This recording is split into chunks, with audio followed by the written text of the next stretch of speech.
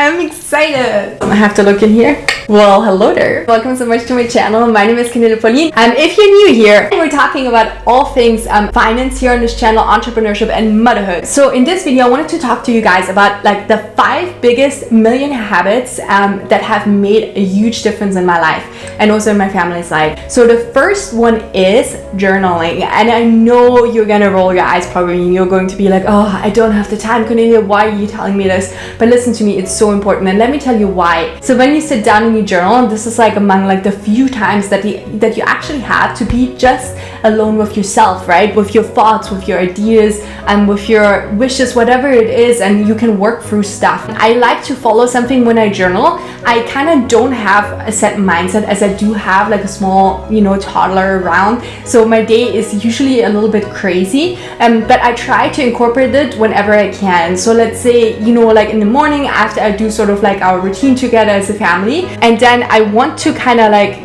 make sure my toddler like naps. And then for me, I sit down before I start my work day, and I sit down and kind of like journal out stuff that's, dear to my heart, something that I have to work for, whatever it is. There's a principle too that's called like the Socrates dialogue, if you heard about it in philosophy. And what that is really interesting, that it's about like having an internal dialogue with yourself. So another thing is, if I'm stuck somewhere and I cannot, for instance, let me put the cup to my side. Now I'm just holding it the entire time. So if I, for instance, like have some sort of issue, right, that I'm trying to work through it, or I'm trying to come to a decision that I want to be making about something, and it's very important, right, not like always to go outside and like ask everyone their opinion and like look online and like Google at like 3 a.m. about something, because it just makes you crazy, right? So when you journal, it's like so important because it drowns out all of the noises, and then you can really like have a conversation with yourself internally, and then it's much easier to kind of come to an answer. And a lot of like millionaires are doing that all the time as well. They're even keeping track of their day to see if it was like a productive day,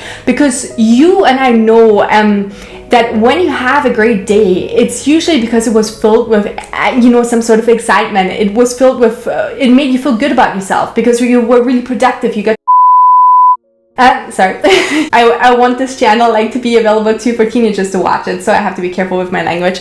But let's move on. And so like they're keeping track of their day, and then you feel really productive, right, at the end of the day, which is awesome because it just makes you feel good about life overall. And so what a lot of millionaires will do, and you can read this in all kinds of like journals and interviews or whatever not, they're gonna journal out about their day. They usually write a few sentences towards the end of the day and reflect as well on maybe something they could have done better, how they can optimize themselves more in their performance and stuff like that. And it's constantly about like the self-management that will ultimately really make you a better person, day by day by day by day. So there's some really cool things about journaling, and I would suggest that you just like try different techniques, and then just it doesn't have to be like maybe a physical journal. Maybe you love a digital journal, or you can even have a video journal. Okay, but there is a science that writing stuff out is actually like really good for you. So I personally still love to write stuff out.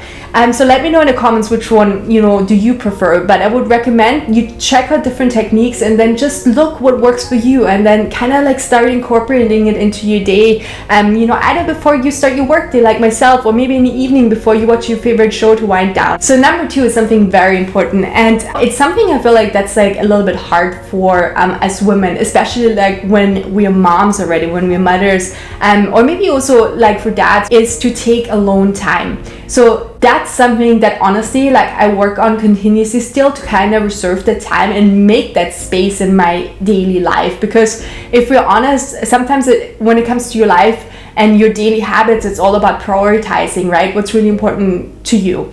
And to give you examples, like if any of you guys like have read also Green Lights, the new book by Matthew McConaughey, for instance, he talks about always like whenever like there were pivotal moments that happened like in his life, he always like kind of like try to work them out prior to like doing like a walkabout, right? Or whenever he felt like he got somewhere to where he didn't feel completely aligned anymore in his life, then he decided to, for instance, do like a week vacation or a month vacation, whatever it is, just completely alone by himself, right? To really like drown out also again like all the noise and get to kind of like the root cause of what he was trying to work through, and make then a really great decision of what you want to be doing later on, because most of the time we all have the answers within ourselves. And so I really love this concept of like a walkabout. And of course Bill Gates talks about that as well. If you read any of his interviews or his articles and stuff like that, he always talks about taking every year, he takes at least a week out of vacation to really get clear on like what it is that he wants to get clear on and stuff like that. So I think that's another like very important thing, is to just take alone time. And for me it looks like that, maybe also for you, that maybe you can like right now maybe go on vacation, obviously, you know, also because of the pandemic and stuff like that. Then you can just take an hour a day to maybe go for a walk. And if an hour sounds too much for you, then, you know, for me, I'm trying like half an hour, whatever it is. But carve out that time for yourself. It's so important. And also when you're in a partnership and you do this like individually, as individuals, you'll notice it also helps, because in a more refreshed way, you rejoin each other, and then it makes it so much easier to kind of like go through life. Okay, the number 3 is about, of course, creating instead of consuming. Among creating, when I like did the research for this video, I read so many millionaires also read, for instance. That's like a form of kind of internally creating new skills.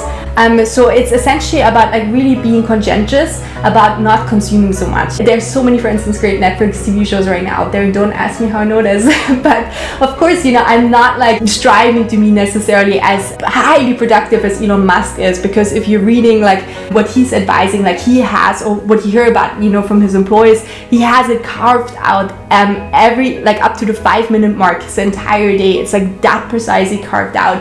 So that's like a level of high performance that it really takes like skill and then also work, you know, towards achieving that. What I think is important, it's so easy, especially as well with social media, you know, to get like lost, and then you just scrolling down the newsfeed, right? Or like you get lost in some sort of TikTok video stream and whatever it is.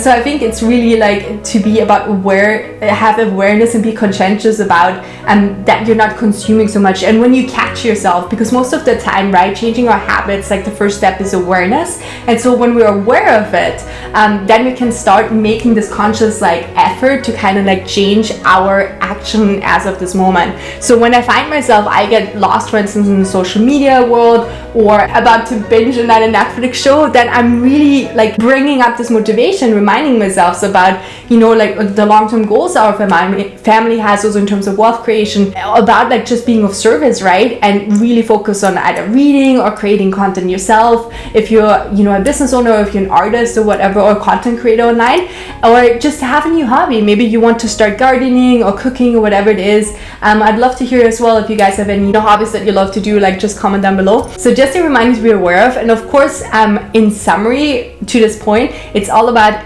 in the long-term game, increasing your self-value, right? It's all about that. The more valuable, quote unquote, you are in terms of your skill sets, the more economically and then financially later on you will also receive in return. Okay, number 4, what isn't scheduled won't happen. And especially like now, you know, with having had a baby, I realize this now more than ever. Like when it comes to productivity and time management, is really about like having this kind of discipline to keep like track of stuff that needs to happen on a calendar, right? So like we're really focused on that as well, because, you know, when we heard about that, like from so many, you know, millionaires again who are doing this, who are keeping really track of their time and planning out usually a week in advance, like determining what are your free needle movers for the week, for the day, for the month, for the year, you know, kind of reverse engineer your goals backwards that way. For instance, personally, like I know a lot of other business owners and millionaires out there, they use Google Calendars, because it just makes it easy, because you can have it be coordinated with your family or your team when you have a business, right? And then the communication just makes it easier. So you have separate calendars for like maybe your business stuff or your goals, your kids' schedule for the week, right? Your husband, where for instance you two like need to coordinate on times and whatever not. And for a physical journal, I usually love to have more like a productivity calendar as opposed to a real calendar, because I leave the calendar in Google Calendar, so that's really useful. And you guys, just a real tip before I forget, in reading, because I just discovered this like a few months ago, and it's quickly become my new favorite app, and it's called Blinkist. In case you don't know that, it's really cool because it takes a book and it reduces it to like a 15-minute summary, so you can get the main concepts and topics that you really need from a book. So in case you don't have time to read, definitely check out that app. I'm going to add a link down below as well so you can check it out. Now let's talk about number 5, our last point. So I'm a big Jim Rohn fan, right? I read like all of his work, and like one of the quotes that you probably are familiar with as well is that he talked about that you are the average of the 5 people that you spend the most time with. And that's so true, you guys. I cannot even tell you. Like, just stop right now. Stop what you're doing right now and think about literally the 5 people that you spend the most time with, that you hang out on a daily basis. Like, is it your spouse, your family, your siblings, your best friends, your, I don't know, friends from school, whatever it is, your colleagues, and then write it down. And also like maybe write down an average, what you're thinking in terms of like what their income is, where they're at and stuff like that. And then think about it also where you are at. And now think about it, where do you want to go with in terms of your income? Where do you want to lead your family towards, wealth creation? My favorite way, for instance, to kind of connect with people who are at a higher, let's say, financial income level, or who have learned something in terms of investment that I don't know, whatever it is, one of the best ways to invest in some of their, sometimes they have like masterminds. If you don't know what it is, it's usually like a group of highly skilled people where one person is initiating it, and you're usually investing in that, you pay like an initiation fee, usually a higher level one. That's really cool because you can get access to kind of like this exclusive club that way, and then to other people as well who are at a certain level, maybe financially, that they want to have, or they want to take advantage of such an investment, right? To also make the same connections, because your relationships, the depth and the breadth of your relationships is really truly what your net worth is. It's not so much like the income that you have in your bank right now, because also when you think about business is all about people, right? That's one thing I learned in entrepreneurship over the years. It's always ever about people. It's not about you, it's about people. And so relationships are so important. And like another cool thing is, if you're not at that level yet, then another cool step would be to kind of like look at lower priced membership sites. Maybe there's some people that you really love following online, and they're releasing a membership where they're trying to get people together because they really want to also like give back and educate what they learned and like lift others up. Then it's a cool way to check this out. Or another thing that I did at the very beginning as well is I joined Facebook group of, when for instance there was no one in my surroundings. I mean, no one was an entrepreneur like when I was growing up, my parents like weren't either. And so it's really interesting because I didn't even know like how I should kind of like start on track of becoming how you can make a career of being an entrepreneur. The social media, of course, like allows you this kind of like new information, which is like really accessing this new information, which is really cool. And of course, like even YouTube videos such as this one where you're learning information, you can maybe in the comments like hang out with each other and like just find like-minded peers, so you can lift each other up. Like this becomes so much more important as well, where you feel like you can be open with them, you can be your true self with them, and you don't have to hide about your aspirations, your goals, and talking about money and stuff like that, which is usually shied away from a lot of people. These were my 5 skills that I've learned as well, like the millionaire habits that I just learned from others, from talking to other millionaires, from reading about huge famous, of course, millionaires on different forums and stuff like that, and watch their interviews. And I hope that this was really helpful to you. Let me know which habit you're starting right now to implement, and which ones you might like be working on, or which ones you want more information from. If you like this video, be sure to share it, hit that subscribe button. I really love it if you show me those likes as well, and I talk to you soon. Thanks so much for watching. Bye.